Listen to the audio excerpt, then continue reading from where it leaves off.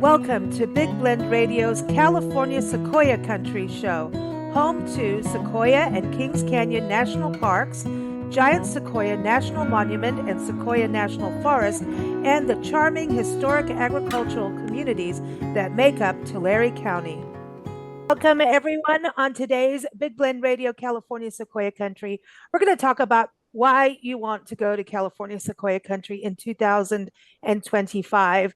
California Sequoia Country is in Tulare County, which is in Central California, and it is home to all kinds of wonderful agricultural communities, historic communities, art communities, and Sequoia and Kings Canyon National Parks, and the Giant Sequoia National Monument, and Sequoia National Forest.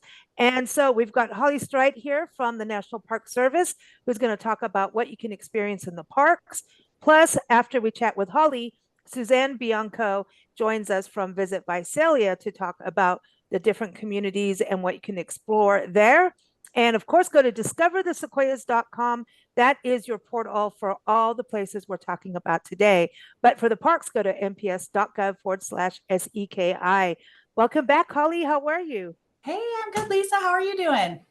Doing good. It's the new year. Are you excited? 2025? I am. I'm very excited for 2025. It's hopefully going to be just a wonderful year in the parks. I'm really looking forward to doing some more exploration. Yeah. Now, 2025, any changes? You have new dates, right? For people that are free and stuff like that. So if they go to the website, that's the best thing to do. Yep, absolutely. They can log on to our website. They can also just Google National Park fee-free days, because there are a set amount of days that are the same for all fee collecting parks where it's fee-free. And then sometimes we'll occasionally have a park-specific fee-free day. So watch our social media for that. And it'll also be listed on our website. I think the first one coming up is always Martin Luther King Jr. Day, right? That's right. That's the first one, then President's Day. So that's the start of it all. So, and it's winter. So we should, before we get into these amazing highlights and things that people must, the to-do list, you must do's, which, I know you've got a big list, and we could do a whole day of this, Yep. Everyone must go see Goldie the Marmot. So I'm just saying everyone has to. But winter is a big deal in the park. So we should touch on that because it can be pretty magical. In fact, we spent New Year's Eve once in the park before nightfall, and had a little snow picnic, and then hung out at the Gateway Lodge. But that was a few years back. And then it was snow, but it wasn't too much snow. So yeah, people should be aware of that. They might have a winter wonderland. That's right. And it has already been a winter wonderland in the parks. I actually went up on Christmas Day and I was out in the magic of the sequoias with a nice amount of snow on the ground. Not so much that it felt like we were struggling with the drive, because that can be a real concern. The winters in the mountain roads can be really hard to navigate if you're not familiar with putting on tire change, snow conditions, and even just mountain driving in general can be stressful for some people. But we've had a great amount of snow where people can come up. It's relatively easy, find some parking and walk around. There was a few spots where maybe you would want to consider traction devices for some ice and snow, but otherwise it's been really beautiful in the park so far. So everyone, the best thing again is the website and social media, right, to follow on with what's going on with the weather. But it is so beautiful. It is magical, and it seems so peaceful in the parks in winter. There's something just quiet, Yeah, it really is. So other than during the holidays, winter is one of my favorite times to be in the park because there's a little bit less visitation. And it is so peaceful when the snow has just blanketed the forest. And, snow does that great thing where it kind of insulates everything and it absorbs the noise too. So it does sound a little bit quieter. One thing I noticed on my hike on Hazelwood Loop was you could hear, so it had snowed the night before, and then let me just paint you a picture. It had snowed the night before, and we were out first in the fog in the morning, and then the sun came out and started to melt some of the snow that was sitting on top of those giant sequoia canopies. And so as you were walking you heard the sounds of snow melt coming from up in those high sequoia canopies. Oh, So from like 200 feet, that snow was falling, and it was, just a little bit wet enough that it made like this beautiful sound when it hit the ground. It was really magical. oh man, and I like that trail too. And It's a there's nothing like the color of the snow and then the sequoia trees with that cinnamon color, you know? That That's is right. beautiful. And Mm. the Hazelwood Loop is really accessible because you can stop at the Giant Forest Museum. There's a little bit more parking there, and then you can take a trail to the Hazelwood Loop. And it does have some of the sequoias that I think are the most pigmented ones. Hmm. So that cinnamon color is just such a super high contrast on that loop specifically because the trees are in all variations of ages there. So you'll see like baby sequoias, some youthful sequoias, and then even some big ones, but they still have that vibrant red color. So I would recommend that trail to anyone right now. Yeah, you're quite right about that now that I think back, and Mhm. some of the older ones that have those big burls as well, Yeah, that are on there. So let's talk about the sequoias because the sequoia tree, this is the largest living thing, right? And by yeah, volume in the world. yeah. That's right. Yeah, and it's Wow. also the second largest above ground biomass in the world. So, like, our sequoias are out here being wonderful, doing so many things for us. They are a great way to sequester carbon because they are that large biomass above the ground. And then, this is the prime time for sequoias when we're getting all of this snowpack. This is what they depend on for the rest of the year. So they're absorbing all that water. Sequoias just need a ton of water. So we're hoping that, we keep having this great level of snow through the winter. That's awesome. A little bit of snow. And then the activities. Okay, what do we do in the winter? So let's kind of give an overview because I know like Mineral King is an area you probably want to go in the summer, right? Or is it That's open right. in the winter or not? So it's not open. So both Mineral King and Cedar Grove are closed during the winter because of road access. Those roads aren't maintained during the winter. But places that are still pretty magical are Grant Grove. Mhm. You can drive in through that northern entrance into the park and bring your snowshoes if you have them. Also, the Mm. Sequoia Parks Conservancy rents out snowshoes, so you can look on their website Okay, about cool. that. Yeah, and then the Giant Forest. And if I think something that I'm really interested in doing, and that I've heard some other people have done and had a great experience in the past, is Morro Rock and Crescent Meadow Road gets closed if it's a little bit slippery and kind of dangerous. They'll close that down until it's cleared, and so you can snowshoe on that road while it's closed and not worry about vehicle Oh, traffic, and it'll wow. give you a nice path to go up to see Morro Rock with all of the snow on Morro Rock. And then you could also, hike over to Tunnel Log snowshoes, or, if it's not that much snow, you can just hike it too. And it's just nice to have that other option. So you can't really climb up all those stairs to Morro Rock in the snow. That's closed in the winter or is it open? Um, I would absolutely not recommend going on Morro Rock in the winter. Slip sliding away. Yeah, that's not Yeah, fun. it can be very dangerous. It's granite rock. There are handrails, but it's still pretty steep and it's a giant granite rock. So that gets pretty slippery when it's And wet. steep in that kind of weather too is hard, Yeah. if you're not used to it. Yep. Yeah. Yeah, I know from, with us traveling across the country all the time, we're starting to really notice it. Maybe we're aging. I think we are. But we forget about it.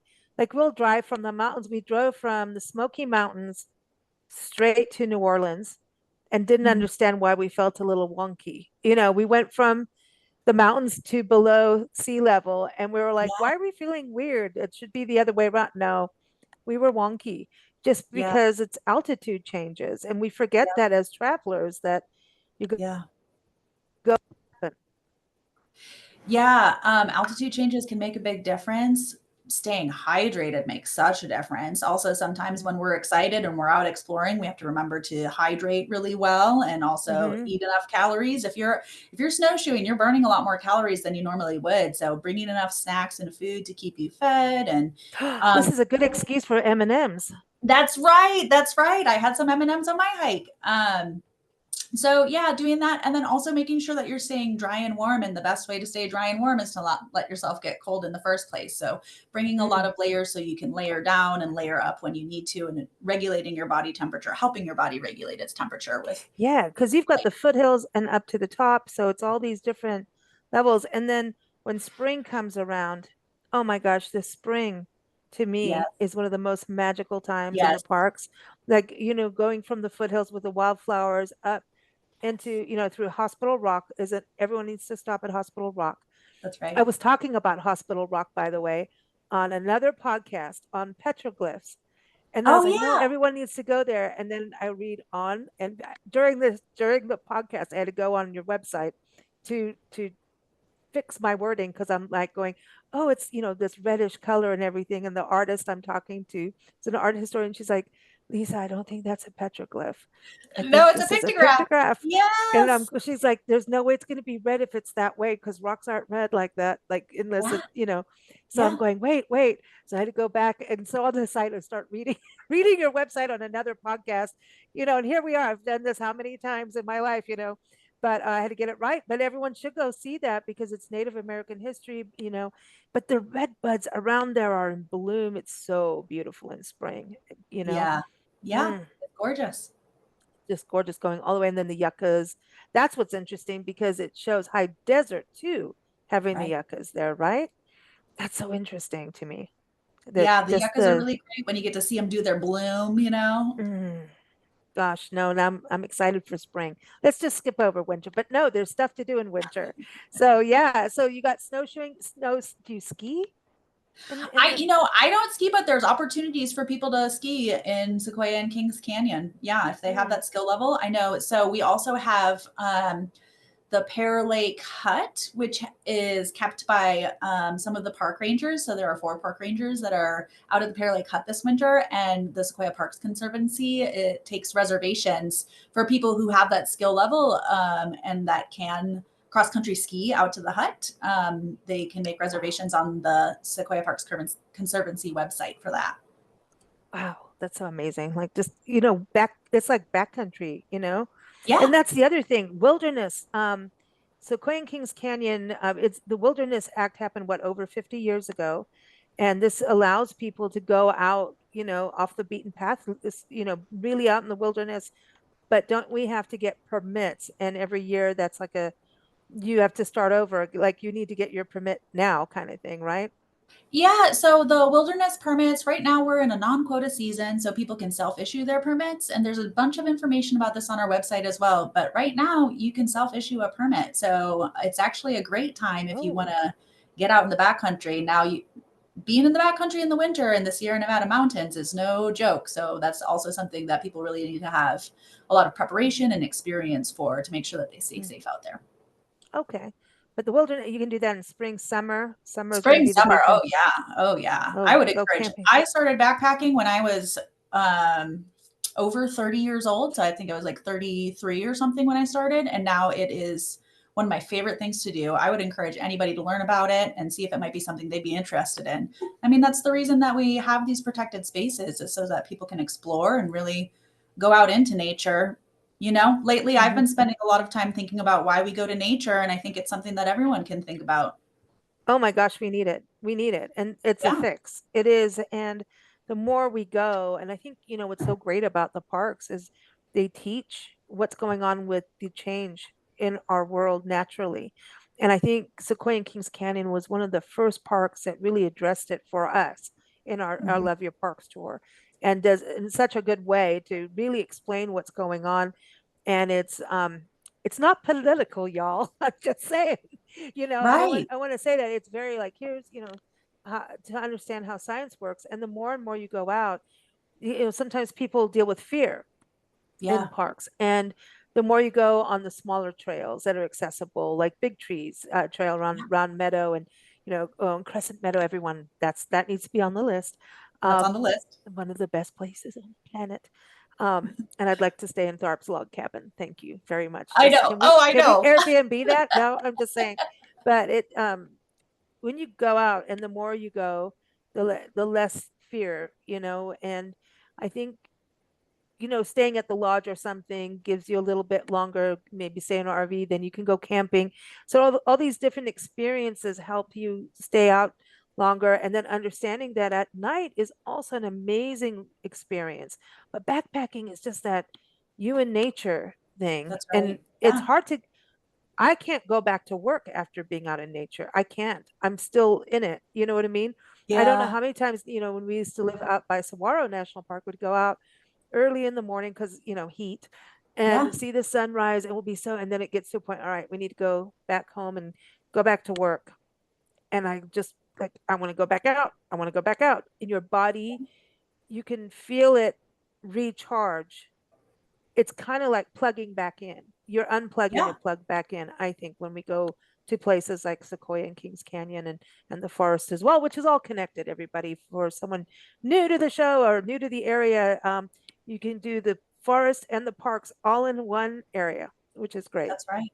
That's Yeah. right. And Yeah. so many experiences within that area is just, the giant trees, all the different seasons and lakes and the trails, and all the trees, just to learn about the people who are named, who the trees are named after. That's the other Yeah. part, the history.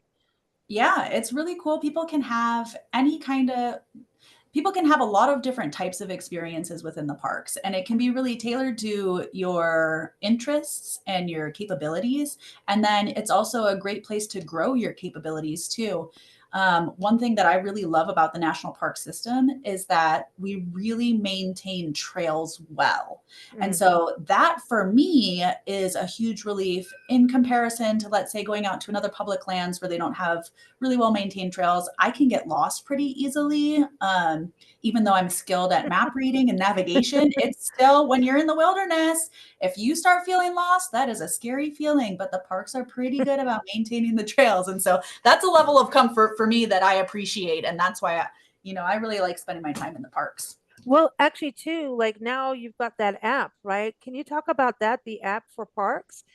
So that you have things that are offline. That's the one thing, because I used to go and photograph all the maps everywhere I go. I photograph the maps Yeah, so that I have it on my phone. Not that you can use your phone in the park, right? But right, and who wants to, right. in, film or whatever, but just Yeah. photograph. But now you have. I need to do that. I haven't done this app yet. I'm in trouble. Oh, you've got to do Uh-oh. it. I've got it. Uh-oh. Yeah.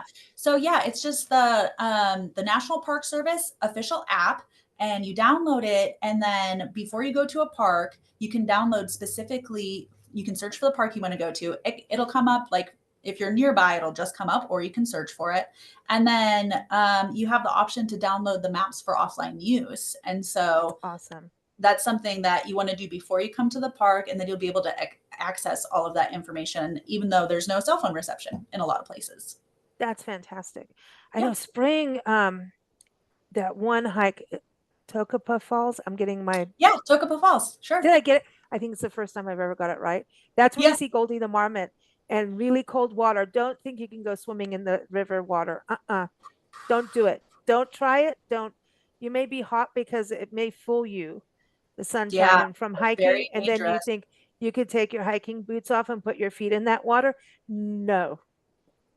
Yeah. It's really cold, Called especially in the ice water. spring. Yes, because it's all the ice melt coming down from the mountain. So it's really cold. In the spring, it's coming down, like it's melting so fast. So it's coming down. Something that's really interesting to think about is that when the sun is out, it's melting things faster. So you have to think about when the sun was the hottest, and the runoff takes time to get down to where we're at. So the rivers flow higher at certain times of the day based on when the sun was up melting the snow. Good point. So like thinking about things like that. But it is in the spring, there's not a lot of places that are safe to get in the parks. So there's other options around. The lakes are really great if you're going to like the Hume Lake, or Yeah. um, you know, the Lake Kauai is another great option if you need to get in, if you're feeling like you really want to get in the water. But the But springtime in the park that's is not the time. summer. But also, let's talk about waterfalls since we're talking about Yeah. that, Oh, because yeah. that is, you can go chasing waterfalls. Like You can if go you're out chasing both parks. waterfalls. Oh Yeah. yes, Oh, let's do that. absolutely. Yeah. Hmm. So when Cedar Grove does open, and that's, you know, at the end of spring, early summer, I believe. I'm going to have to double check those dates. But when Cedar Grove does open, there's a really great waterfall that people love going to, the Yes. Roaring Rivers. Roaring River Waterfall is really accessible. You don't have to walk very far to see it. So that's a great option if you've got somebody with you who doesn't want to do a long hike but wants to see something Yeah. magnificent. And the Tokapa Falls that you mentioned is a great waterfall to Hmm. see. My must do in the spring is Marble Falls. I love the Marble Falls Trail. That's right in the foothills. It's really hot in the summer, so spring is the perfect time to do it. And Oh, yeah, you can see this beautiful waterfall that goes over these marble rock. Um, and you bring your lunch and you just sit at the waterfall and eat your lunch, and it's wonderful. And you pass all the wildflowers on the way up. I remember going to the Crystal Cave, which I know is still closed right now, but Yeah. going to the Crystal Cave the first time, and on the way there were all these lilies and the Yes. little miniature waterfalls coming down the rocks on the way to the cave. I was like, no, what little paradise have we stumbled upon? That's right. You And know? I consider like there are big, dramatic waterfalls in the park that we love to visit and see. But there's also all of these other little tiny falls that you see along trails that aren't necessarily big and dramatic, but it's still like water coming down the mountain, which is just delightful to hear. You think about all the life that it Mm. supports. It's, I don't know. I think you can find that same joy even in little waterfalls too.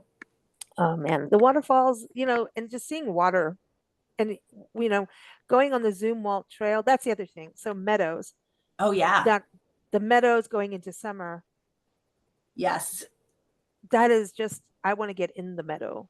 I just want Yes. to in the meadow because there's wildflowers all throughout.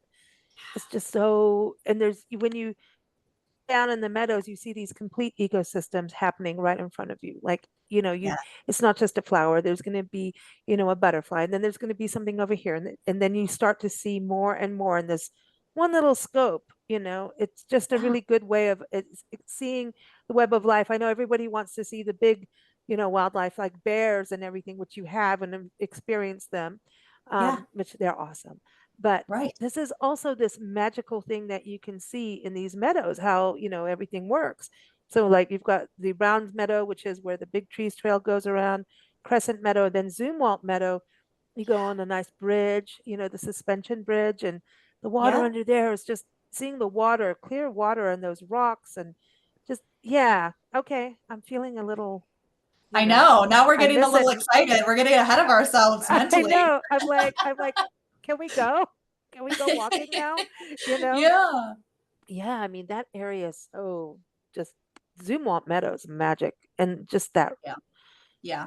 it kind of is Yosemite like I think out there in that area. Well it's connected, right? It's all the Right. Sierras. It's all the So Sierra Nevadas. Yeah.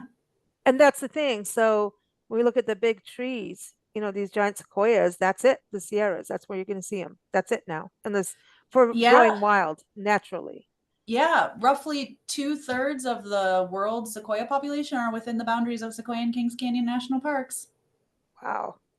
Yeah, Wow. there's Right a really protected. cool exhibit. Another thing that people can do during the winter right now, if they go up and go to the Giant Forest Museum, there's a really cool diorama of all of the sequoia groves that are within the park and kind of like Oh. um, how you can see how they're spread out linearly in the park. And it talks about the different zones, the alpine zones, and it's pretty cool. There's a lot of really good exhibits up at the Mm. Giant Forest Museum that I think are pretty interesting and Oh, that's informative. cool. That's Yeah. cool for people to have that understanding. And that's the other thing too, is the exhibits, but then also doesn't the Sequoia Parks Conservancy do really cool programs? Like you can call them up and say, "Hey, y'all, I need help. I got Yeah. a family, trek coming and I don't know what to do." And Yeah. they'll help tailor, That's right. some recreation with you, which will give you information as well. You can have a naturalist go with you. Yeah. Yeah, they do a Love ton of that. great stuff. Our interpretive and education rangers also do Hmm. ranger-led programs and walks, and those you can find Cool. on our calendar online. Everybody loves the Rangers. Yep. That's Do you right. do Those are pretty campfire cool. programs in the summer, like with Yes, campground things? Do yes. you do So the campground camp, karaoke? yes. Well, I don't know about the karaoke, but the campfire programs have a really solid history. It's a national park like tradition, treasure. So Lodgepole Campground, I would recommend for sure. They have a really great little amphitheater for some of the programs. I've been to one of those, and they'll build a little campfire there, which is really cool. I got to see that this year when we were celebrating the Buffalo Soldiers and Brigadier General Young. There was a program at the Lodgepole Amphitheater with a little bonfire. That was really cool. And when you think about Charles Young, he was a Buffalo Soldier, but also the first African American actual director of a park, superintendent. He was an acting superintendent, but you Right. can thank getting to the park, that road. You can thank That's him. right. Yeah, him. Yes. And we got to say Priscilla Few too for having the wilderness, because she helped expand the parks, right? She Yes. even inspired Ansel Adams to do stuff and stand up for the parks. She Yeah. rocks. There's so much Mm, cool history here to learn about and to mm, experience. And then I think for me, what's really cool about, like big granite rock and also these giant sequoias is that they are such a time capsule for this mm. history. So, like some of these trees that you see, it's so hard to imagine all of the people that have looked at this same tree and had like meaningful thoughts and ideas or experiences with their loved ones in the same exact sequoia grove. I don't know. Yeah. I think it's pretty cool to think about. Well, yeah, and then you've got the two generals, General Grant, General Sherman, That's right? right. Those are good Yeah. to So see any time of year, by the way. yeah, They are also the two trails that are maintained, so people can walk to see the General Grant Trail and the General Grant Tree and the General Sherman Tree. Those are two trails that are maintained for people to walk on in the winter. that is cool. And then one thing too, I want to go back to Mineral King so people understand what that's about, because Sure. we know what we're talking about, but Mineral Yeah. King is kind of a different area of the park, not Yeah. through the normal entrance, right? This is your That's right. backward experience. Yeah. Yeah, Mineral King is really cool. It is probably one of my favorite places on earth. So about 2 miles before the entrance is Mineral King Road, and so that's the way that people would get to Mineral King. It's a really windy, not super well paved. There's not, it's not paved the whole way, and it's only wide enough for about a car and a half in a lot of places. Tons of blind curves, so it's an adventure in its own, but it's worth the drive. I think it's 25 miles long from the base of the road to the valley, and it takes over an hour easily to get up there just because you're dealing with this crazy road. But it's totally worth it. Once you get up there, you've made it when you hit the ranger station on the left. And then something that's really fun that people need to know about if they're coming in the spring is there's a period of time when the marmots are out. And so you have Yeah. to wrap your car in a tarp. You don't have to, but it's recommended. And those are also right there by that ranger station. So people ask a lot of questions about that in the spring, but we have tarps across from the ranger station that people can use. Yeah, we have to do that in the Everglades. You cover Oh, your you car do? with towels because of the black vultures. What? The vultures they will come on your car and peck at your windshield and peck at like the lining. Wow. I'm like, Interesting. if it's like I've been to like Point Reyes National Seashore, Yes. and you can drive on the beach, which to me is weird. And like, I don't, I'm weird about that. But it's Sure. like a certain area, only certain Yeah. areas. And they do it Yeah. in Long Beach in Washington State. It's the longest beach or something. Mm. And you go there, you park, and it's so windy. And all the seagulls come and sit on your car, and they look at you like, where's my sandwich? And you're not supposed to. Squirrels do it, right? They do that. They look at you. You're not supposed to feed the animals. Yeah. you know Yeah. I've been told Yeah. by a Good. few rangers, do not Don't feed do the it. animals your lunch. Don't do it. Yep. And it is actually serious, because eventually sometimes it can end in an animal being put down. So Yeah. that's going to be straight up, because they get hurt Yep. with humans and can hurt humans down the road. It's just a big long, and that's not what they eat anyway. They don't Right. want your ham sandwich. A squirrel doesn't eat ham, Right. So Yeah. they got plenty of food in their natural habitat. It's a Mhm. preserved park, so everything's there. So Yeah. it's all fine. Don't give them fast food. They don't want it. No, it makes them sick. It's like Right. with feeding ducks. I mean, bread and stuff. That doesn't, it's not good for them. It makes them sick. You want to have that connection, but the connection is just hang out. You Yeah. know, we have Yep. our, you know, we sit in nature all the time and we'll just sit down, have our lunch, and you just chill out. And everybody just checks you out. Suddenly, all the birds get closer. They start watching you. You're the zoo to them. That's right. It's That's how fun. the marmots are too. In Mineral Yeah. King, when they're coming out and they're looking for food, the marmots are looking at you. They're like, come on, man, but don't give in to it.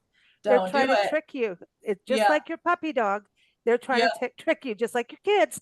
They're trying to trick Yeah. the pet sitter, the babysitter, right? So There's one marmot that's watching the food and one marmot's coming over here to distract you and hoping that you'll just leave a little snack out while you go take a yeah, picture of them being so cute. But the other one's going to get exactly. your food. It's a whole gang. It's a whole gang, just like seagulls are gangs. They Yeah. are. They're all gangs, but they're cute. And the marmot experience is awesome. I remember Yeah. we were hiking to Toccopa Falls. Did I did I say it Took right? a balls. Toccopa. Yeah, I've got different park names in my head. Yeah. Um, and it was on our way there or back. There's Goldie the marmot, and the marmot kept dancing around Nancy's legs. Like the marmot liked Nancy for some reason, was Yeah. all into Nancy, and it kept coming up to her. And this little kid comes up and goes, "You're not supposed to touch the animals. Don't go close to them." And he holds up his junior ranger book. Didn't you read? And he's like telling Oh, her off, like, and she wasn't doing anything. But to him, he's like, "You're not supposed to be that he's being close." such a good steward. He was being a junior ranger. I And love so that. he was like, "This is what." And Nancy couldn't say anything. She's just like, "You're so right." And the parents are like Oh, sitting there giggling. perfect. It was awesome. That's the other thing. Junior Ranger books for all That's ages. right. That's right. Everybody Yeah, has the that. Junior Ranger books are very cool.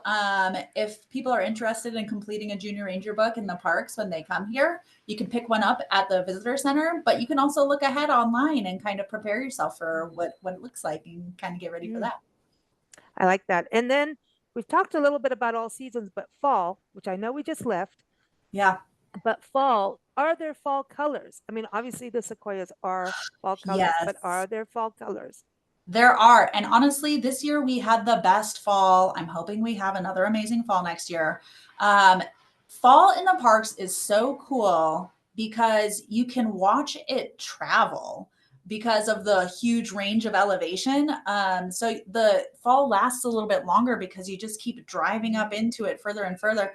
So, yeah, up in the giant forest, I think that's where I saw the magic begin. Something that's really cool that's kind of I would say unique to this area is the dogwoods in the fall. They get that Mm. bright red bulb in Oh, the middle. I don't know the technical term for it, but the dogwoods are so cool. So they have that mm. vibrant red, and then all of the ferns change colors, all of the fall foliage. It's just I love wonderful. that you said that about the ferns because people forget that. But they do change colors and they do come back. They're not dead. They just Yeah, do yeah, this. It's so cool. Yeah. And the bears are out doing the looking for bear grubs, stuff. their Yeah, final feast. yeah. We Oh, did have bears, winter bear prints in the park that were spotted by a park ranger the other day. He took a photo. We shared that on our social media. But yeah, the bears are still kind of out and about. So not all of our bears are hibernating, just so people well, know that's there's the still a truth. chance to see Snakes them. never really 100% hibernate, and neither do bears. Yeah. Just depends on what's going on. It's like sometimes, you want to sleep in on a Sunday morning, and then you go, you know what? I'm going to roll out of bed and make myself a coffee and go back. I'm going to have breakfast in bed. And then Yeah. next thing you know, it's 1 in the afternoon. You say, I'm going to stay in bed, but I'm just going to go outside, see if the sun is out. Yeah, it's out. All right, I'm going back to bed. That's what they do. It's kind of like Yeah. that. It's lazy time. It is. And I was thinking about that on my winter hike the other day. It's such a great way to slow down. we're so busy all the time. When it's icy, when there is snow on the ground, you have to physically slow down and take your time so that you're not slipping and falling. And it just Yeah. gives you that extra time to be with yourself, to be in nature, to take notice of all the things around you. I think it really enhances your sensory experience and it forces you to slow down and just take your time, which is something we could all do more of.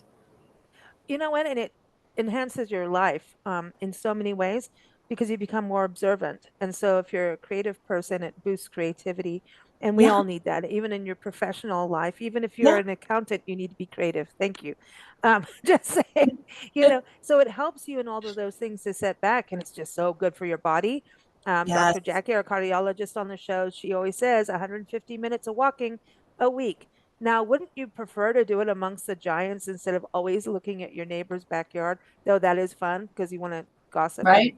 steal their That's right. plants sometimes, just a leaf or Yep. two, but don't take it from the park.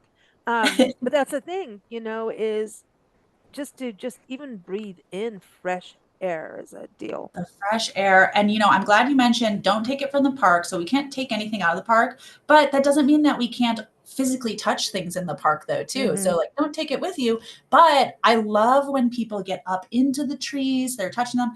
Some of our trees are protected with fences. And so that's a clear indication. If there's a fence, don't go past the fence. Those are highly visited trees. So we don't want everything being Right. trampled on. But there are so many areas in the park where you can walk up to sequoias and just touch their bark and smell everything and really So get soft compared, isn't it? It's kind of spongy like.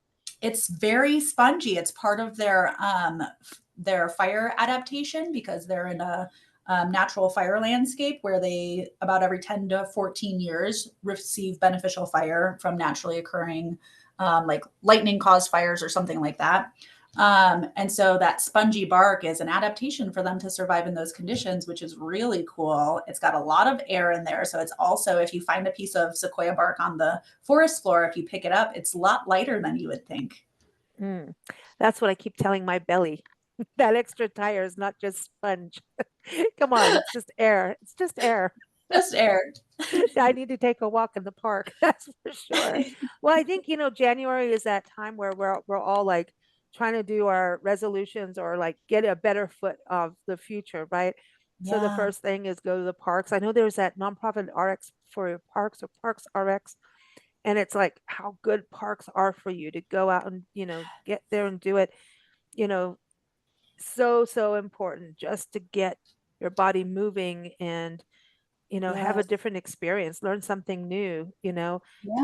get your kids like on the iNaturalist app, so you can take photos of like all the bugs and the moths and like all the wiggly things. That's what I do. Yes. I got lots of wigglies on my Yeah. iNaturalist thing, you Anything know, that interests you, whether it's bugs, leaves. wildlife, flower, yeah, whatever it is that you take. I think that's the great part about being in nature too, is because you're naturally curious about some things, depending, I think, on your personality. So then you find out, Yep. like, what am I even interested in? Nature will tell you because you will keep looking at the thing that you're interested in. It's so simple. For me, it really Yeah. makes things like clear in my mind, like, oh, turns out I'm kind of interested in glaciers because I like looking at these canyon walls and thinking about where the glaciers moved through that space a long time ago and created all of these Yeah. markings on the granite. Things like that can And really pique how the your blue, interest. where does that blue come from? Right. And then so you can get Yeah. curious while you're out there. You can ask a park ranger. You can remember that you want to learn more about it. Check out all the books that the SPC has. If you want to, like, Mm. there's really good books in all of our visitor centers where you can explore more and come back again with more knowledge and just keep Hmm. growing on it. And I think, like we talked about before, growing your experience level and your capabilities is so possible in the parks from, a simple hike to backpacking. There's just a range of opportunity. I agree. I agree. And that's the one thing about, social media can be toxic. And I know a lot of people just go, that's it, I'm done. And I'm like, yeah, but there's this whole other side of joining like park groups and, bird groups and, all of that where you start to, hey, what's this species? And people communicate on these positive ways and of learning and you make friends you didn't even know, so Yeah. that's another thing. If you're on Instagram, Facebook and stuff like that, is to start, hey, I found this tree. What is this? I promise you, you're going to know when it's a sequoia. But if Yeah, it's your first time, you've really got a lot of tall trees like the sugar right, pine and all of that. You're like, I don't know which one is this now. Is it a right. redwood versus a sequoia? There's all of those things to learn about, but going to the park itself is the best way. So, man, That's right. Holly, I know you have a big list of things. I hope we touched on just some of them, We right? we touched on a bunch of them. Yeah, Good. We did absolutely. good. We did good. Yeah, We're going to be back in February, y'all. So we're here every first Thursday. Stay tuned so you can hear about where to stay, where to eat, where to play in the different communities, all surrounding Sequoia and Kings Canyon National Parks and the forest. There's a lot of things to do from, really good restaurants and breweries, festivals, family friendly events, museums, other parks, and lakes, like you were saying, too, and even a casino. Cha-ching. How about that? You can go for a walk in the park and then maybe get lucky. Who knows? Everyone, go to discoverthesequoias.com. Stay tuned for Suzanne. And of course, mps.gov/SEKI is the website for the national parks. All links are in the episode notes. Thank you so much, Holly. Happy New Year. Happy New Year.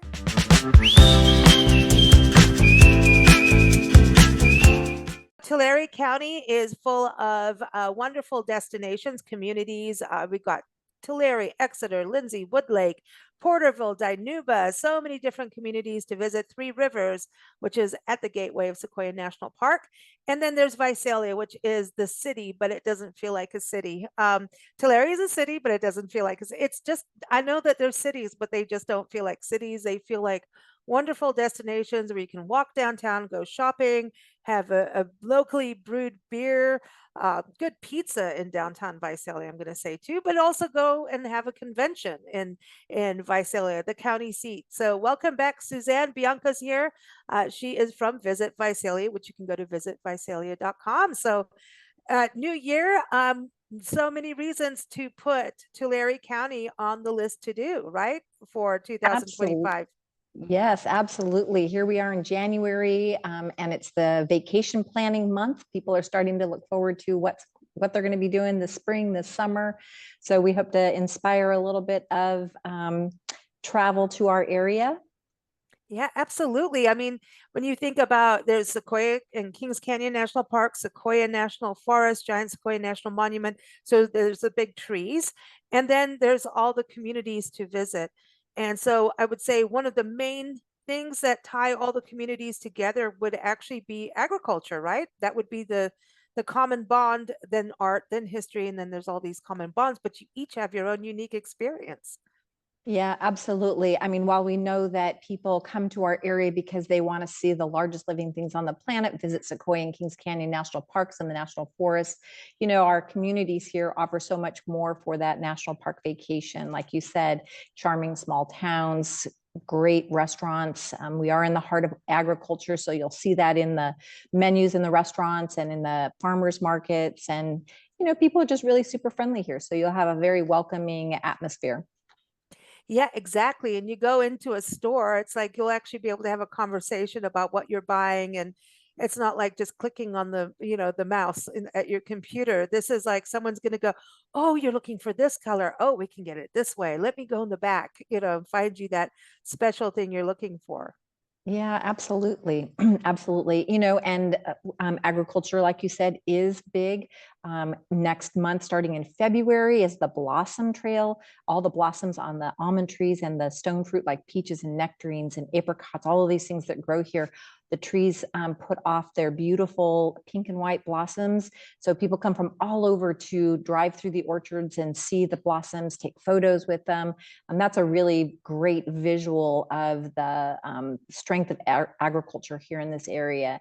It's just a really beautiful time of year, and for people to drive through, and they're able to see that and get really excited about it, take lots of photos, and just really have a great time doing that. And people get to understand where their food comes from when they come out.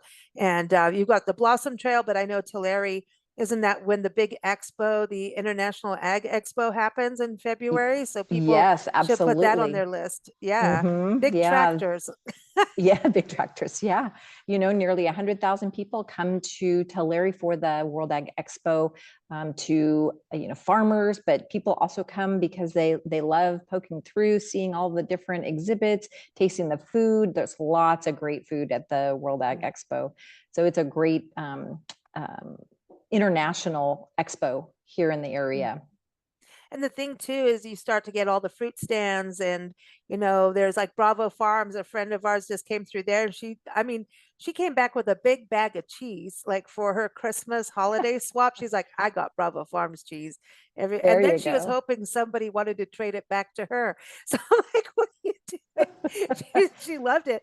She stopped in Traver and I was like, they were going through, she went to Sequoia and Kings Canyon, her and her husband. I'm like, well, you got to go here. And then I start like, if I'm just going to blow up your phone. Like, here's all the places and here's all the articles and past interviews. I'm like, you got to go here, got to go there. But she was like, the food is good and it was so pretty. There's so much Yeah. to experience. Like Springville is another destination near Porterville, and that's known for apples, right? And Visalia is pretty much more citrus, and then Lindsay olives. So it's like 300 crops that you grow Yeah, something throughout the like year. that. Yeah, yeah. Wow. Even nuts make a great Hmm.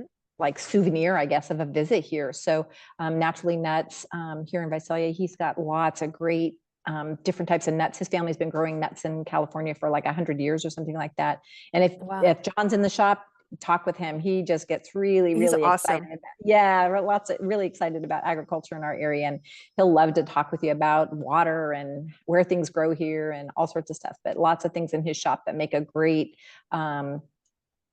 souvenir or gift to give others or however you want to do that. Yeah, Woodlake Gardens, Botanical Gardens, I would say people should go there too, because it's a great, Yes. they're pretty much open in spring, but they show what does grow and what can grow, especially if you're moving to the area. You can kind of see like, because I think a lot of people come visit you guys and then go, these are charming communities. Does real estate happen next for you? Yeah, that's the next Yeah. thing. People move to town and say, all right, I want to move here. Because the last time we came out, we went to the botanical gardens and we're walking around with Manuel and Olga, and there were people that were visitors, that were locals, and then there was, I would say, a good third of the people that stopped them, because everybody stops them. It's like going to the park and everybody wants to talk to the park rangers. It's the same thing with Manuel and Olga. Yeah. Yeah. And it's like, Local oh, we just moved celebrities. here.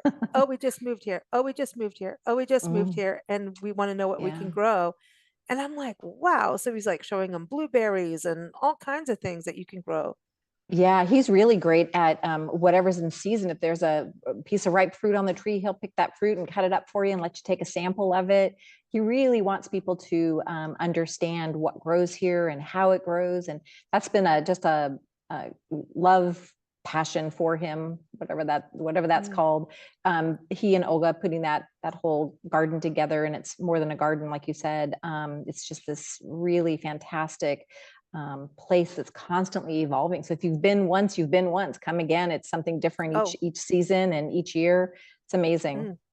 Yeah, because you have people like Monrovia growing roses and things like that out there too. So there's flower production, there's all the agriculture, there's dairy, so dairy as well. So a lot of cheese, like we were talking about. So all kinds of things, a lot of shopping throughout the area. So there's the big box stores, and then at the same time you've got the outlets in Tulare, but also just going to the downtown and going into boutiques and all of that is awesome. But I want to bring up museums because, and I always do, because it tells the history of the people and the place, the agriculture, and being agriculture, you have such multicultural history and tradition. And this is why if you want to eat well and eat around the world, go to Tulare County. Just saying. Yeah, right. That's true. That's true. Yeah, the cultural influences from across the globe are really amazing here. The museum at Mooney Grove delves into that a little bit more. For example, they had the actual covered wagon that a local family used to come from Texas to this area back in the 1800s, they had saved the wagon and had that on display at the museum. And it's really interesting to have a local family be able to tie their roots to that very specifically. It wasn't some artifact in a museum. This really was a family heirloom for them, and they had it on display. But they talk about all sorts of different cultures. A lot of Hmong people are here, and that has a great influence on our food. What's growing and what's available at some of the farm stands is reflective of these different cultures that have come here from, all over the globe. So it really is amazing. Yes, and when we say good food, we mean it, right? You're growing it, and then you have the cultural backbone that just, it's like, it's almost like Louisiana, this gumbo of food that you can enjoy when you come to Tulare County. And breweries, that seems to be a thing too. You've got a lot of breweries. I know Visalia, especially, Yeah. right? Well, when you're the heartbeat of agriculture, you want to you can grow those sorts of things too, the hops and the other things that go into making beer. So yeah, the breweries districts are really growing throughout the county. Just here in the downtown Visalia area, you can walk to quite a few of our breweries that are just along Main Street. So yeah, really growing, a lot of fun. It's a great place to go and hang out and meet people and just kind of have a casual time sipping a beer and meeting people from Yeah. all over, really. And what about the arts? Because that's the other thing, is the arts. You've got so much public art, like at, Mooney Park is beautiful, right? And you've got the museum there, but you've got that wonderful sculpture, but you've got murals everywhere. Like Visalia, you really are like a city of the arts. Yeah, absolutely. Exeter is known for a lot of their murals. They have a really great little mural map that you can get from the chamber office and walk around there. But most of these communities here have the murals around their town, in their parks, just everywhere, anywhere you can find a concrete canvas, so to speak, they'll cover it with some sort of art. Even here in the downtown, they painted our fire hydrants. So that's a really great thing to do with little kids, to do kind of a scavenger hunt, finding all of the fire hydrants. We have a little map in our office that you can go and see. Each hydrant was sponsored by an artist or someone, and so it's in a theme, painted in a theme. That's a lot of fun. As you mentioned, the James Earl Fraser sculpture, The End of the Trail, is at Mooney Grove, or a replica of that now. So that's a wonderful piece to see. And Mooney Grove has gotten a lot more murals as well. So yeah, people can really explore outdoor art throughout the county, just about anywhere. It's really awesome. Yeah, Mooney Grove too. You've got that museum with the Indian baskets, so you can see some of the basket weaving. And isn't One of that the one of the largest biggest Native American collections? basket collections on display, I think. Yeah. Wow, it's amazing, right? And then, Yeah. the Native American history, I know we touched on that last year a little bit, but I mean, Hospital Rock, I was actually just talking about that on a different show too. I mean, the Native American history that you have, and the fact that you're showcasing it and preserving it, I think and interpreting it is really special.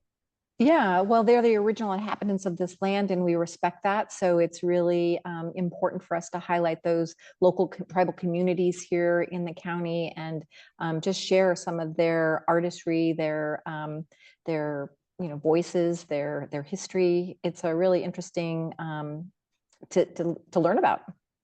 And also, like, when you go through Tulare County, there's also the Eagle Mountain Casino now as well, that it's pretty new. It's outside of Porterville, right? So not too far from Yeah. you as well. Yeah, So in Porterville, they moved they built a brand new facility closer to town. Before, it was sort of, I think, up in the hills a little bit more. Now it's a beautiful new facility. They're really invested a lot to make it attractive and fun for people to go and hang out. It's open 24 hours a day. So if you're coming back late from the parks, you can still grab something to eat there. Restaurants are open 24 hours there. So yeah, a lot of fun there.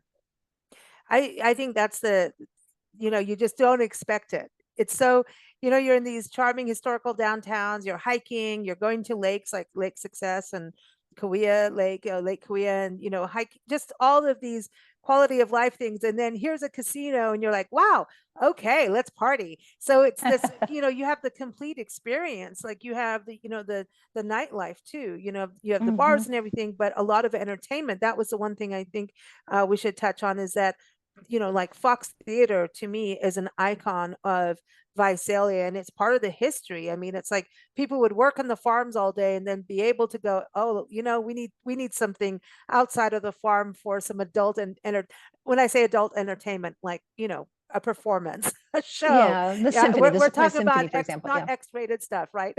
So we're behaving. Yes, absolutely. Well, it's a great theater. It does have a lot of different types of entertainment there. Some big name acts that come through. We're midway between LA and San Francisco. So we get some great talent that will stop in here, filling their schedule. It's an intimate theater relative to an arena that you might see in the Los Angeles area. So it's a great venue to see concerts or comedians or our symphony plays there. And, speaking of arts, that's amazing that we have a full symphony orchestra here, and lots of opportunities to see different types of entertainment. That's the thing too. The summertime, I think a lot of the towns have summer concerts. I know Tulare just got a new amphitheater. Yes, You've got the Fox amphitheater is Theater awesome. parks. I think is it Rocky Park in Exeter? They have a park out there where people go out and you can, enjoy music during summer nights, which I think is awesome. Yeah, well, we have that warm weather, so it's perfect to go outside in the evening in the summertime. And the parks are a great venue for families to throw out a blanket, set up a couple of chairs, and let the kids kind of run around and listen to music. Those are great opportunities for a simpler lifestyle or a simpler, experience. Yeah, exactly. The kids too, you bring that up, and I always bring that up on shows, is that you are really an ideal family destination. Of course, people could go off on their romantic escapes. There's group travel, there's business travel, there's conventions, you can put on an expo there. There's so much. So it's Tulare County is for everyone, right? But for families, I think this is one of those places that, when you're going downtown, it's just so you can relax as parents a little bit. Like, this is a place you can breathe as parents and know that other people are watching your kids too, like in a positive way, to make sure, like, if you're at a street corner, someone's going to watch that everybody crosses before, the car drives. Yeah, it's really nice. So, and lots of opportunity for outdoor exploration, not just in the parks and in the forest, but in the community. There's lots of trails and places to go outdoors. Our park system throughout the county is wonderful, with dog parks, and the Mooney Grove Park has the new accessible play area, fully accessible play area, which is fantastic. Yeah, it's great opportunities for exploration. Yeah, I think I like the exploration of Tulare County, because you think about, with the parks, I mean, there's so many people that have come through, so much experience. And you also have that one trail you were talking about exploring. Is it the St. John's River Trail? That I wanted to hear more about that, because that kind of connects, all throughout your area. Yeah, connecting at Cutler Park and running along the St. John's River. It's a paved trail, so lots of dog walkers, lots of bikers, runners, and people like to get outdoors. You cross under roads, so there's no, you don't have any worry about crossing through traffic when you have to cross a street. And it stretches for quite a distance, so it's a really fun. You can get from Riverway Sports Park to Cutler Park, and just a fun, safe place to go. Run, hike, bike, and get the kids to run. Run it off. Yeah, absolutely. Run it off. Exactly. And before you get to the hotel room, and that brings that Visalia, you guys have some amazing hotels right in the heart of the downtown. So even if you're doing a convention there or booking something like that, it's so easy to just walk out your hotel room. Yeah, so that's really having a convention center that's just a block away from our, dining and shopping district along Main Street is fantastic. So if you're there for a convention and you have a little bit of time, you can step out of the convention hall and up to Main Street and grab a bite to eat, stroll through the shops, or just get a little bit of fresh air. It's, a great location, and there are lots of hotels there. And throughout the city, lots of different types of hotel properties based on people's budgets. So. Very cool. Very cool. Well, I think everyone, Visalia is something to put on your map. Go see Sequoia Kings Canyon, Sequoia National Forest, Giant Sequoia National Monument. There's lakes, there's casinos, there's hiking trails everywhere. There's art throughout Tulare County. So visit Visalia.com is a place to go. Discoverthesequoias.com will take you to the parks and to all the different communities that we've touched on today. Definitely put Tulare County on your to-do list for 2025. After all, it is a bucket list for many people because of the giant sequoia trees. And there's so much more than the sequoia trees that we treasure them. They are an American treasure to beholden. And good luck trying to beholden them, because I swear your arms aren't big enough to hold them all the way around, right? You can't give them a hug. You need multiple people to hug a tree when you do that. So it's super Absolutely. cool. Thank you so much, Suzanne, and Happy New Year. Happy New Year to you too. Thanks. Thank you for joining us here on Big Blend Radio's California Sequoia Country Show.